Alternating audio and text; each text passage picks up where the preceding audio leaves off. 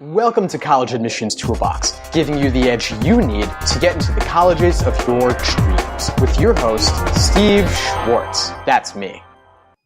Today, we're talking with Alex, Mitchell, and David Patou with Campus Sherpa. How are you guys doing today? We're doing well. How are you, Steve? Wonderful. Thanks so much for joining us. So tell us a little bit about yourself. I know that you guys started Campus Sherpa. You're trying to help students tour colleges with college students themselves on the campus. How do you get into that?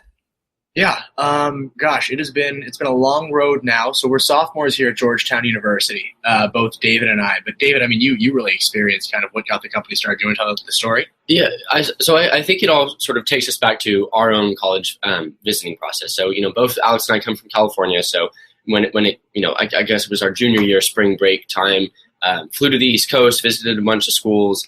And at all of the schools that we visited, we went on the official tour and the info session and got a lot of important insights there.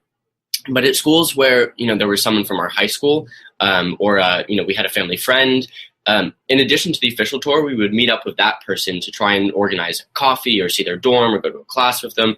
Really anything to just get sort of a more personalized story of what it's like for one person and hear about one person's experiences at that school. So with that in mind, we thought, well, at most of the schools that we visited and most of the schools that most people visit, they don't have that person from their high school, older sibling, family friend. So creating a mechanism in which college students who are incredibly passionate about their schools and definitely qualified to be talking about their own experiences, providing a platform to connect those people with the high school students who could really benefit from that information. Yeah, and so basically what happened was I had been working, right when we got here back, we took, David and I are actually both from Palo Alto in kind of the San Francisco area, and we had actually never met. We had the same speech and debate coach back in high school who takes full credit for starting this company now. But David and I ended up on the same pre-orientation trip. So we hadn't met each other, and we ended up both like backpacking in the Shenandoah for like 5 days, which is that's the best way to bond with any co-founder or anyone, because that is the most difficult thing we've ever had to go through. But basically, David and I got to know each other there. We came back to Georgetown, we started Georgetown in September of last year. And then I started working on this other startup. I got into the startup community. And then David came and I worked on my startup. It really went nowhere. And then David came up with this idea after sort of like tour guide admissions and applications came out. Georgetown has, it has a very strong tour guide process. But at the same time, a lot of kids get turned down because they're extremely selective. And so basically what the idea was, like, there's so many kids here who are so passionate, and we know a lot of them, and they're very articulate. How can we help them tell the story? So what we did after that was basically David had that idea, and I had just come out of a startup that didn't go anywhere, so I was angry and angsty, and David came up to me and said, like, the 3 words I didn't want to hear, which is, I have an idea for a company. And I was like, no.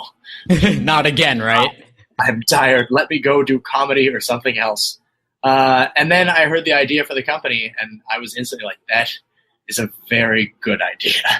So I instantly jumped on board, and then, since then it's been, it's nowhere near as sexy as like when you watch The Social Network or like what Steve Jobs is almost in theaters. When you watch those movies, it's so like cool and chic and hip. And in reality, like, it's sitting in a lawyer's office trying to file a form to get yourself recognized as like a subchapter S corporation in an obscure state. It's so much less interesting putting it together. But yeah, that's kind of that's the origin story of the company. So we've just been working on it since then. That sounds amazing. Definitely there's a big need for getting that kind of unfiltered raw information directly from students. I assume that some of the students who've been through the tour guide orientation process at Georgetown, and I'm sure they kind of have to give a party line to some extent. What would you say about that? Well, I think maybe to a certain extent that's true. Alex and I have a lot of good friends who are in the, tour guide society here, and, friends from back home who went to different schools who are tour guides there. I think the sort of broader point is that, they're trained and they're great. So they, can stand up in front of a group of 30 people and talk about the history of Georgetown and, the available offerings here and maybe even financial aid. I don't exactly know, But what they can't do is talk, to every specific set of interests of every student on their tour, where there are about 30 people there, right? So, if you're a high school student interested in pre-med and varsity sports, and your tour guide is a econ major, in theater, they can only talk so much towards what your experience would be like. What's much more beneficial for the high school student is to actually sit down with a pre-med student in varsity sports and hear, completely what is it like to be that type of person at this institution. Yeah, I mean, when I was applying to Georgetown, basically what happened was pretty much something just like that. Like I was, really torn between Georgetown and another school, and basically I didn't make my decision until one kid who I happened to run into by sheer serendipity, took me aside when I was walking around the school for 20 minutes, something he definitely didn't have to do. And he kind of I asked him quite honestly, I'm like, what is school like here? And he related to me through theater and through an interest in improv comedy and entrepreneurialism. And he walked me through the entire thing. And so basically that's the idea of Campus Sherpa, giving a personal face to each of these schools because, the students who are here love it here, right? Or at least they have some sort of very honest feedback. And the idea is, how do we give that to the students as they're in the application process? How do we give sort of a personal touch point so they can really think all right, now I feel like I know what it's like to be there. That level of personalization really sounds great. I mean, you go on a campus tour, you're kind of, at the mercy of whoever the tour guide might be. And if they're an engineer and you're, going to major in English or poli-sci, they might not be able to tell you too much about what's relevant to that school, about that school for you specifically. Exactly. Yeah, I mean, that's the nature of the beast. And I think admissions offices do a really good job and they're working really hard and they do very important things. But at the same time, by the nature of having thousands upon thousands of applicants every single year, there are some areas that reasonably it doesn't make sense for them to go into. So we're trying to fill in those spaces. No, that really sounds great. I mean, was there anything you experienced on your experiences as a prospective student, touring colleges that stood out to you? Any good or bad, experiences you had? I think, while admissions really does a good job trying to put things together, I think there, like we said, there's some things they can't do. So trying to shepherd an entire group of say 20 or 30 visitors into a dorm room is entirely impossible. Just logistically, I can't even imagine getting people up and down the elevators with something of that size. So I thought that's an extremely important part of the process because in truth, when you're choosing a school as a student, you're imagining it. You're imagining what does my morning look like as a student at Georgetown, as a student, at Cal Poly San Luis Obispo, at University of Southern California. What does it look like to be there? And I think the one important thing is, school tours can't necessarily take you into a class or into every classroom you want to see or into every dorm room that you want to see. So that was something that stood out for me. I didn't quite get to see everything I wanted, and that's what we hope to fix with this. No, that sounds like a really ideal solution. It almost kind of reminds me a little bit of, I don't know if you ever heard of couch surfing. Oh, yeah. Yeah, for traveling and backpacking around the world to get that personal experience where you stay with a local person. You can even read their profile and then find someone who can show you around and maybe knows about what you would want to see in that area. Yeah, exactly. We're couch surfing for college tours. Yeah. Cool. One thing we love to hear on College Admissions Toolbox are stories. I'm wondering if you guys could tell me about the worst moment you've seen or experienced in the college admissions process, and then we'll kind of go into the lessons learned from that. Anything come to mind? I think undoubtedly it was, for me at least, it was my big rejection day. Heard back from a bunch of schools and some of which were, in my top choices, and it didn't work out so well. And so, at the sort of very moment of that was really rough. Having put in so much work throughout high school into, getting the grades that I needed to be an applicant for these places, getting the test scores I needed, and then spending, hours and hours and hours on the applications, it was rough to get rejected. But I think the sort of most important takeaway is, I sort of felt sorry for myself for a couple hours, and I was like, look, there's not really anything to change here, not worth dwelling on. Let's focus on the options that I do have, which, Georgetown was one of them, so great options. And, I am a strong believer that it works out in the end, that, to a certain extent, like if you cast your net wide enough and apply to schools that you're actually interested in, and you apply to, only schools that you're interested in, the ones that you get into will end up working out for you. Yeah.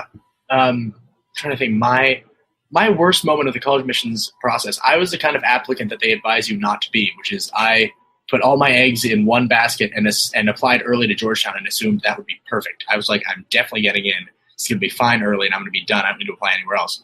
Long story short, I did not get in early. And that That was when I was waiting in my mailbox because Georgetown still sends the letters by hand. And the mail carrier comes up to me. She holds my Georgetown letter and she goes, "Feels weirdly light." And then she hands it to me. Oh no. and I opened it up and I got deferred. And I all of a sudden had to start applying to school. So like over the course of 6 days, I banged out 2 applications a day. That was my Christmas holiday. I didn't go out. Wow. Yeah, I didn't go outdoors for like 7 days straight. And so that was probably the low point. But in the end, like David was saying, in the end, I mean, you end up happy wherever you're at because you find your place there. Yeah, exactly. You find a good peer group, you find a cool project to work on, you get busy with your classes, you find a group of friends. It all ends up working out fine. I mean, you guys are obviously at a great school, but even if you end up somewhere lower tier, you can still transfer, or you can even be happy where you are in the end. Yeah, there's so many college students who, I have friends back in high school who are talking about how much they're stressing and fretting about, what if I don't get in here and what if I don't get in here? And I'm sure David and I went through the exact same thoughts. And it's really not until you're on the other side of the whole that you're kind of I really would have been fine no matter where I ended up because I would make it work. Oh, of course. And one way to find a school that is where you're going to be happy is to find that good fit. And so definitely, the campus touring process can kind of help you figure out what you like and what you don't like. So I'm wondering, I know Campus Sherpa is obviously a great program, but I'm wondering just in general for students who are visiting college campuses, what are some, best practices you would recommend for students to make sure they're finding, they're kind of doing that investigative work aside from the official tour a school might offer? Sure. So I think, College Confidential is a great resource. Reading about some of the things that people are saying about these schools, I wouldn't take it, without a grain of salt. Definitely it's only certain people's opinions about the school. And unlike the people who are standing up and talking about the school, they might be feel more strongly about certain things, and I wouldn't let that sway you wholly. But I think it is important to do some reading about the school in advance, and then keep an open mind. I think would be the other thing I would recommend. That going through high school towards the application process, I thought, well, I only want to go to a mid-sized school. I ended up applying to just a couple small liberal arts schools, at the very end of my application process, really just for the hell of it. But sort of told myself, I was like, oh, there's no way, I don't want a small school at all. And then when the sort of decision time came, and I went to actually visit some of those schools, I was like, wow, some of these places are actually really cool. And so my decision process actually came down between a small liberal arts school and Georgetown, which is something I absolutely wouldn't have expected, the sort of beginning of my junior year when I thought I was only applying to large schools. So I think keep an open mind, because you think these places, but then you get to know them a little bit better and you realize that maybe it is for you, and you didn't really shut off an option before even realizing it. Yeah. And I think for me, it's like 3 very concrete things that you want to do if you're looking at a school and you're trying to figure it out. I think 1, work at the school. I mean, go and find a specific area where students work on campus. And even if it's just a book you have to read for class because you're doing it during spring break, or if it's during the summer and you're reading for yourself, or if you have any sort of work to do, really take that time to sit in a local coffee shop or someplace where there's really a student culture and sit down and join it. I mean, really immerse yourself in it, because everyone there is doing work. Feel like what it would be like to be working at that school, I think, is a big part of it. The second thing is, just ambush someone. Find a college students walking around, and you know what? That's your random sample. Just go up to a random student and ask them, a couple pointed questions about campus culture. Because I think, David and I have talked so heavily about how important culture is to the school you're going to. I mean, when you think of UC Berkeley, you think of kind of that strain of kind of hippie countercultural vibe, and it wouldn't be the same without it. Find a student and just ask them, what is it like to be here every day? Who are your friends? What groups are your friends in? How do they get involved? And the third thing I do, I don't know if this is the most helpful, but I always like to watch movies about the schools. I don't, before Georgetown, I watched St. Elmo's Fire. Before, looking at Harvard, I watched Love Story. I don't know. Maybe that's the pop culture side of it. I always think that's the most fun part of it. So those would be my 3 tips. That's all really great advice. I mean, when I used to visit college campuses, I would totally just go up and ambush students and just ask them about the school. And then don't be afraid to do that. Current students are always happy to share their opinions. A lot of them are going to feel strongly one way or the other. So you got to ask a couple of them, but either way, people have strong opinions and they're going to want to share those opinions with anyone. Either don't make the same mistake I did, don't go here, or they'll say, you're going to love it, come out with us this weekend, have fun, whatever. But yeah, definitely, regardless, at least spend time on the campus, just hang out, in the coffee shop nearby or something. Yeah. Just, even bring your high school work with you. Just sit there, study, because you're going to be studying out of books the exact same way. So get a sense, look around, see what the other students are like, even chat with them a little bit if you can. But that's really all great advice, guys. Thanks so much for sharing all of that.